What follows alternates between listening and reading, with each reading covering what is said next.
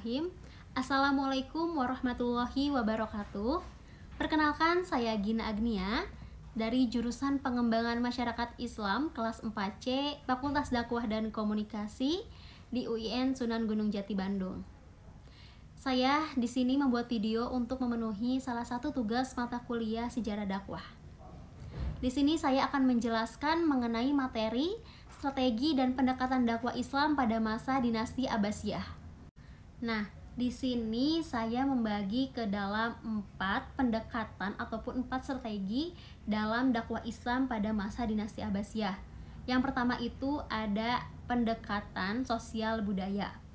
Strategi pada masa dinasti Abbasiyah ini yaitu diantaranya adanya pendekatan sosiologis. Nah, apa itu pendekatan sosiologis? Pendekatan sosiologis itu adalah kajian ilmiah tentang kehidupan sosial manusia. Strategi ini yang digunakan pada masa dinasti Abbasiyah yang bertujuan untuk mengembangkan dakwah Islam pada masa itu secara pendekatan sosiologis, yaitu dengan cara menerjemahkan buku-buku ilmu pengetahuan dari berbagai macam sumber. Dari situ muncul adanya proses pencerahan sosial.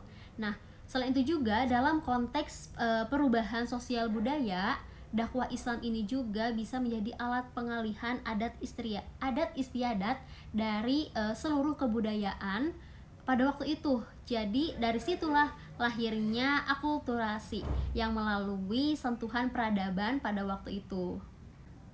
Di bawah kepemimpinan Bani Abbasiyah, bidang budaya itu sangat menonjol, terutamanya itu dalam bidang kesusastraan. Nah, selain itu juga dalam bidang seni musik itu juga berkembang. Pada zaman itu disebut adanya ulayah.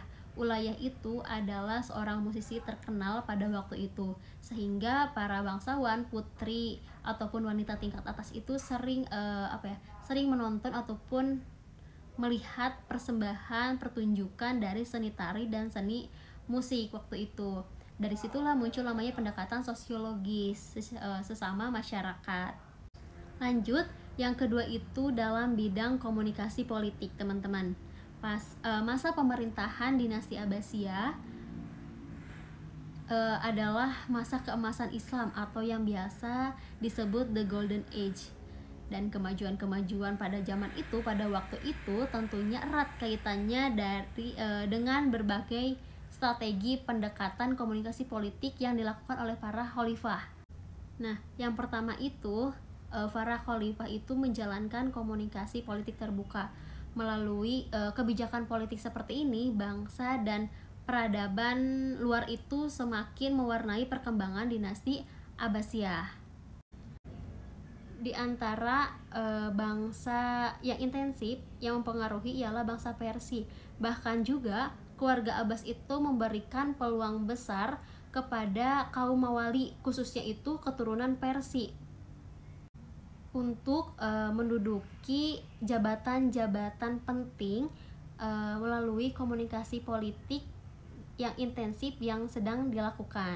Nah, yang kedua itu yaitu komunikasi politik dari berbagai pihak untuk melakukan pemindahan ibu kota dari Kufah ke Baghdad. Tujuannya karena apa? Tujuannya itu tempatnya strategis kota Baghdad itu, terutamanya itu dalam perdagangan dan perniagaan. Nah, pada masa pemerintahan dinasti Abbasiyah ini juga kota Baghdad ini juga sangat makmur gitu, sangat paling makmur begitu, teman-teman. Karena apa? Karena selain menjadi ibu kota, kota Baghdad ini juga digunakan untuk tujuan militer. Selain membentengi kota Baghdad, Al-Mansur juga membuat atau mendirikan sebuah benteng yang kuat dekat Arokah di daerah utara dekat Sungai Efrat begitu. Selain itu juga pada masa ini jabatan militer yang paling tinggi terbuka bagi para bangsa, dan gajinya juga yaitu memberikan kepada para semua serdadu ataupun semua orang-orang dari segala jenis bangsa. Nah, dari situlah mulainya adanya pelayanan terhadap para bangsa ataupun para serdadu ini tertarik, dan tentunya tertarik untuk masuk Islam. Lanjut, strategi yang ketiga itu adanya dalam bidang ekonomi, teman-teman. Ekonomi itu memegang peranan sangat penting dalam pengembangan. Kenapa? Karena ini itu bisa menjadi bisa menjadi sesuatu yang menentukan maju mundurnya suatu negara. Sebab merosotnya perekonomian suatu bangsa itu akan berpengaruh terhadap proses pelaksanaan pembangunan yang sedang dilakukan. Makanya bidang ekonomi itu sangat penting tentunya teman-teman bagi suatu instansi ataupun suatu pemerintah. Nah, oleh karena itu para khalifah dinasti Abbasiyah ini itu sangat memperhatikan secara khusus terutamanya dalam sektor ekonomi, karena mereka beranggapan bahwa ekonomi itu tujuannya itu kalau kita sudah sejahtera itu akan bisa mensejahterakan masyarakatnya. Nah, oleh karena itu pemerintah dinasti Abbasiyah ini juga untuk bisa mensejahterakan masyarakatnya, tentunya pemerintah ini juga membuka jalur perdagangan, begitu, mulai dari perdagangan di laut maupun di darat.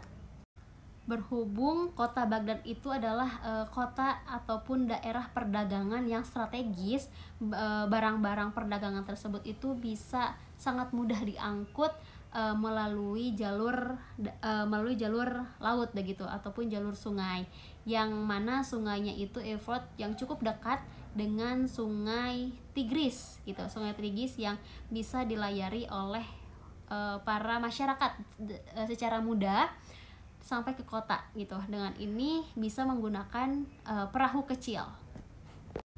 Nah, strategi yang terakhir, strategi yang keempat itu dalam bidang ilmu pengetahuan. Perkembangan ilmu pengetahuan ini pada masa dinasti Abbasiyah tentunya sangat berpesat sekali tentunya. Dimulai dengan melakukan segala aktivitas menerjemahkan buku-buku dari bahasa Yunani, bahasa Persia, dan bahkan India itu ke dalam bahasa Arab, teman-teman. Nah, pada masa ini juga sudah didirikan lembaga khusus untuk penerjemah, yaitu adanya perpustakaan yang disebut Bait Al-Hikmah atau rumah kebijaksanaan.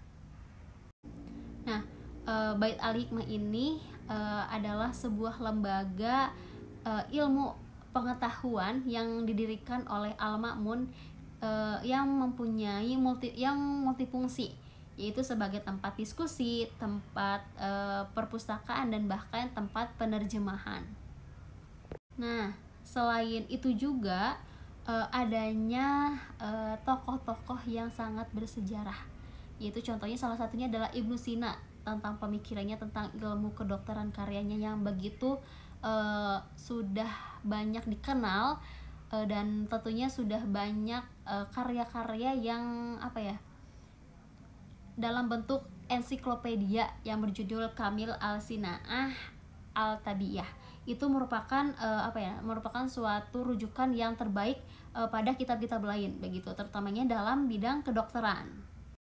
Mungkin pada masa dinasti Abbasiyah ini juga selain yang tadi disebutkan, tentunya sangat banyak sekali ilmu-ilmu yang berkembang, seperti contohnya pada ilmu-ilmu syariah, ilmu qiraah, tafsir, hadis, fikih, dan bahkan ilmu kalam. Nah, dari situlah pemerintahan dinasti Abbasiyah ini mulai berkembang. Itu mungkin yang saya ketahui mengenai beberapa pendekatan ataupun strategi dakwah Islam pada masa dinasti Abbasiyah. Terima kasih. Wassalamualaikum warahmatullahi wabarakatuh.